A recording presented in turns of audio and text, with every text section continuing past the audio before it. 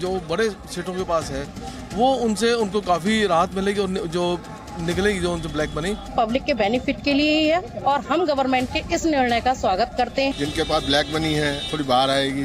तो इसको तुरंत बंद किया, ये अच्छा कदम है देश के लिए। नोट बंद करने मेरे हिसाब नाल तां गवर्नमेंट ने चंगा किया। ये एक प्रकार का काले धन पर सर्जिकल स्ट्राइक है। बंद 2000 के नोट, करप्शन पर बड़ी चोट। ये नोटबंदी नहीं बल्कि नोट वापसी का है। काले धन पर दूसरी सर्जिकल स्ट्राइक। ये एक प्रकार का काले धन पर सर्जिकल स्ट्राइक है। 2000 के नोट बैन, विपक्ष बेचैन। 3-4 साल में लाइनों में लगा देते हैं, ये अच्छी चीज नहीं है, ये अनप्रोडक्टिव काम है। नोट बदली पर घमासान, नेता क्यों परेशान? ये तमाम जो गतिविधियां हैं, ये सब कारणों से देश के जो व्यापारी हैं, उद्योगपति हैं, हजारों लाखों की तादाद में देश छोड़ के बाहर जा रहे हैं।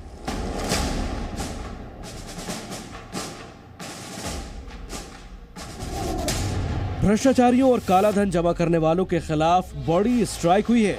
गुलाबी नोटों के सहारे देश की अर्थव्यवस्था को चोट पहुंचाने वालों पर बड़ा अटैक हुआ है। आम लोगों को कोई दिक्कत न हो, लेकिन देश को खोखला करने वालों पर नकेल कसी जा सके, इसके लिए 2000 के नोट चलन से बाहर करने का फैसला किया गया है। सरकार इस फैसले को जनहितैषी करार दे रही है। सरकार के मुताबिक ये नोट बदली है, ना कि नोटबंदी। ये बहुत अच्छा है, ये फैसला जन साधारण के लिए बहुत अच्छा है। और ये जो रिजर्व बैंक की पॉलिसी होती है, कब कौन नोट निकालना कब छोड़ना, तो ये नोटबंदी नहीं बल्कि नोट वापसी का है। अमेरिका समेत दुनिया की तमाम बड़ी इकोनॉमी में $100 से बड़ी मुद्रा नहीं है और अब हिंदुस्तान में भी इसकी जरूरत महसूस नहीं की जा रही थी। अब 2000 के नोट पर रोक से न केवल अर्थव्यवस्था मजबूत होने की बात कही जा रही है, बल्कि काले धन के खिलाफ दूसरा सर्जिकल स्ट्राइक भी बताया जा रहा है। मैंने कहा था गुलाबी नोट का कहीं दर्शन नहीं होता है और अब वो प्रचलन में नहीं है, चलन में नहीं है और कुछ बड़े बड़े लोगों ने उसको होर्डिंग कर रखा है और अब उसका इस्तेमाल terror funding, drug, cyber crime, इन चीज़ों में उसका इस्तेमाल हो रहा है। और मुझे खुशी है कि भारत सरकार ने यह निर्णय लिया है। माना यह जा रहा है कि 2000 के नोट का वापस लिया जाना पहले से ही तय था।